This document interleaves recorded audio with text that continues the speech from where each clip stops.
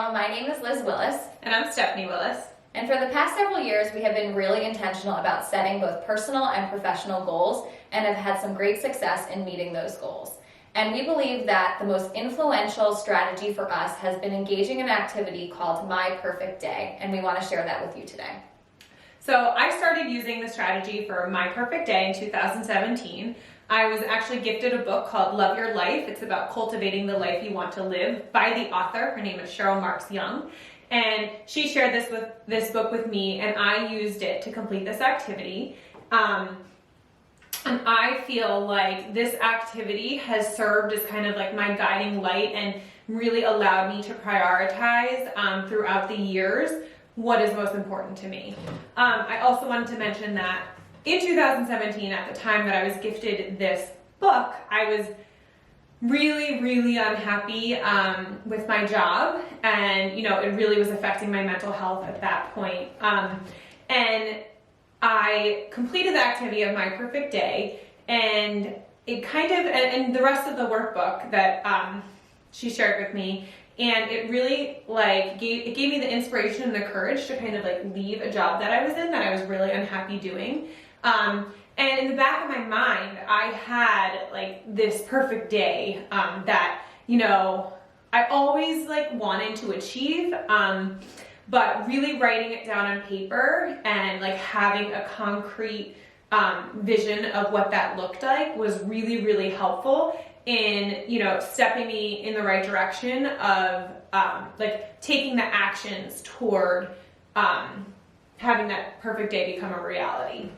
Yeah, and I didn't complete that. I think you had mentioned that activity to me, and I hadn't completed it actually until recently, but it has been really helpful. I think, again, like Stephanie, I had that in the back of my mind about what I wanted my perfect day to look like, and I actually like to consider it more so my ideal day as opposed to an ideal day. Typical day. Yeah, which we'll get into in a little bit.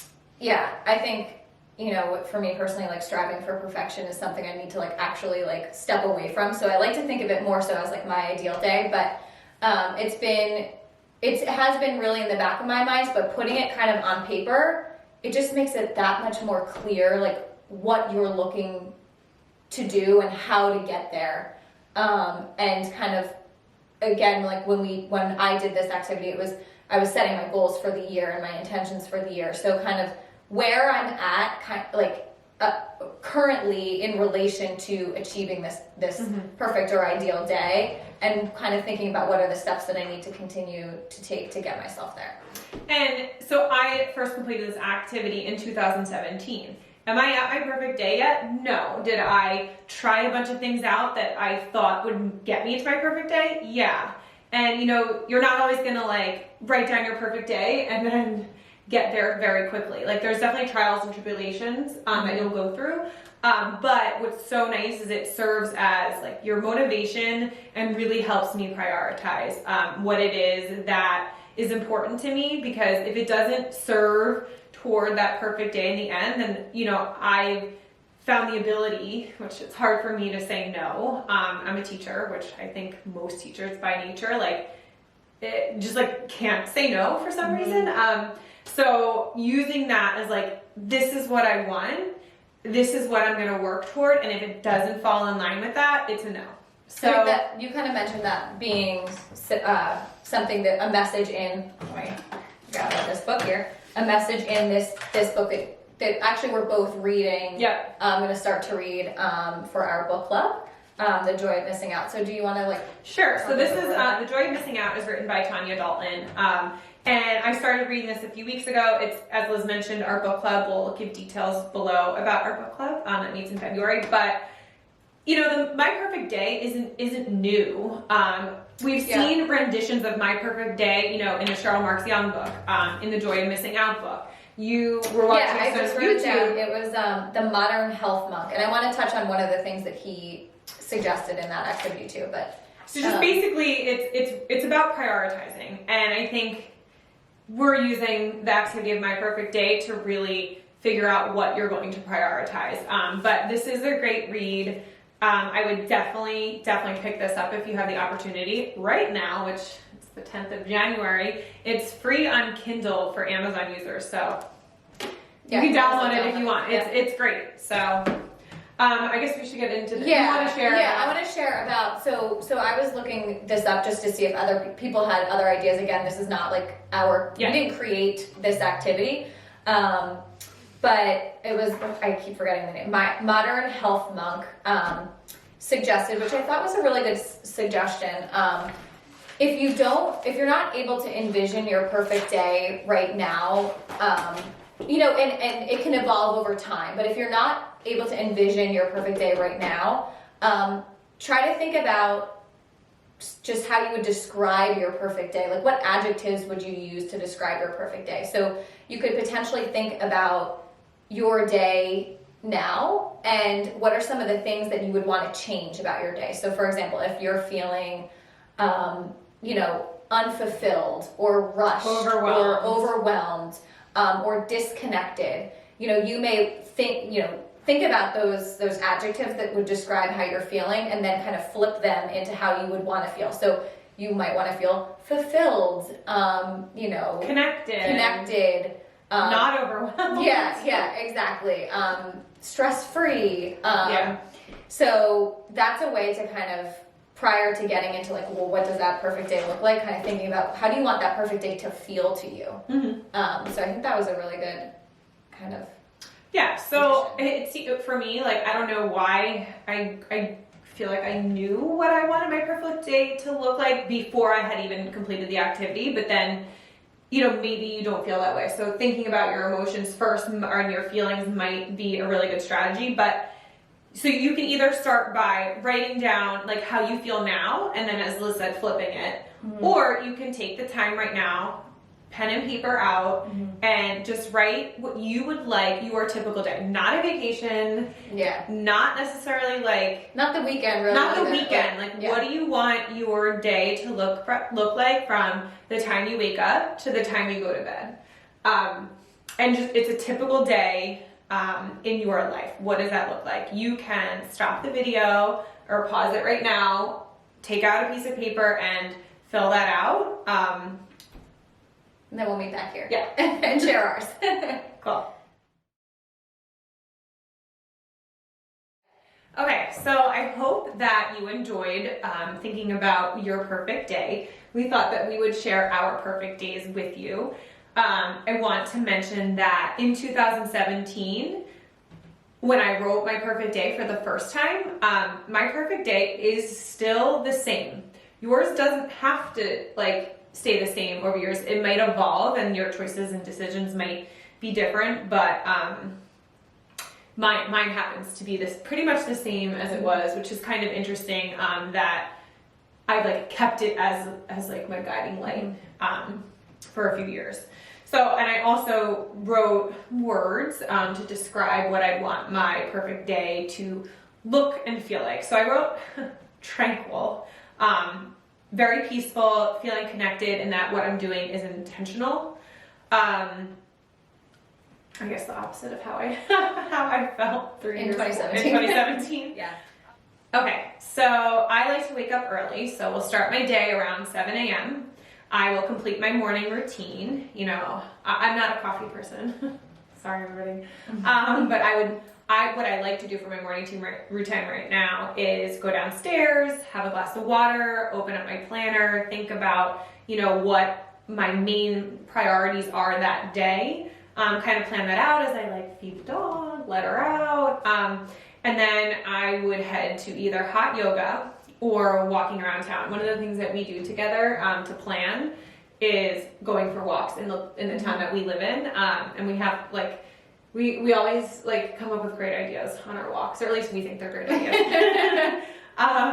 Okay, so then hot yoga or walk around town. If it's hot yoga, I'll shower there and get ready for the day. And head to a coffee shop. We're huge coffee shop goers. COVID has killed that. But you like the vibes, not the coffee. I'm more about the vibes than the coffee. But spend about like 3 hours there working, preferably alongside, you know, a friend, or you know, somebody else, and really getting a lot of work done in about 3 hours. Head home for lunch.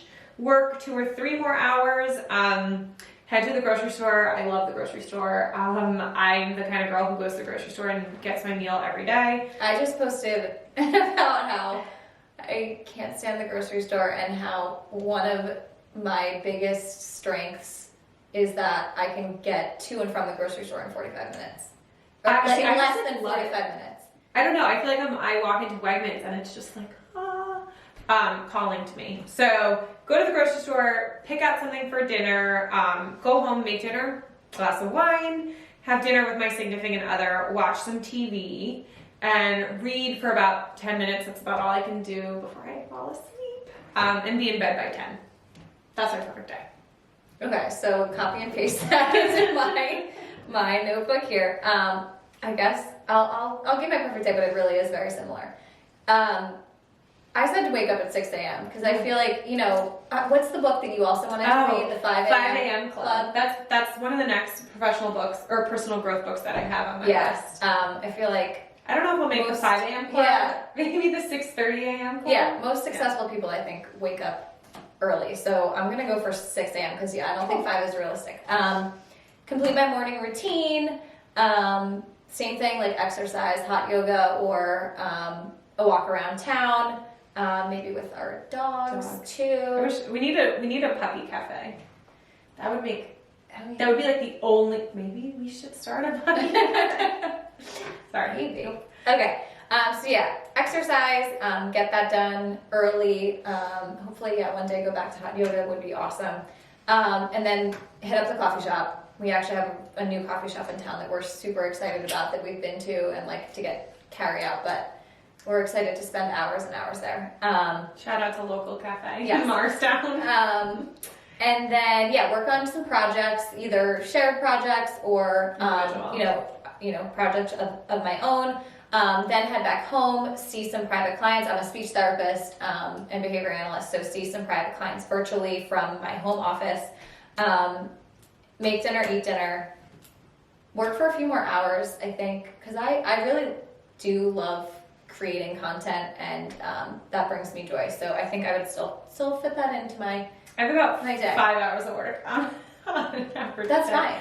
But Not So Wimpy Entrepreneur is also, it's a podcast that we have been listening to, and in 2020, I think it was, her goal was to make $2 million, I'm going to say this right this time, $2 million.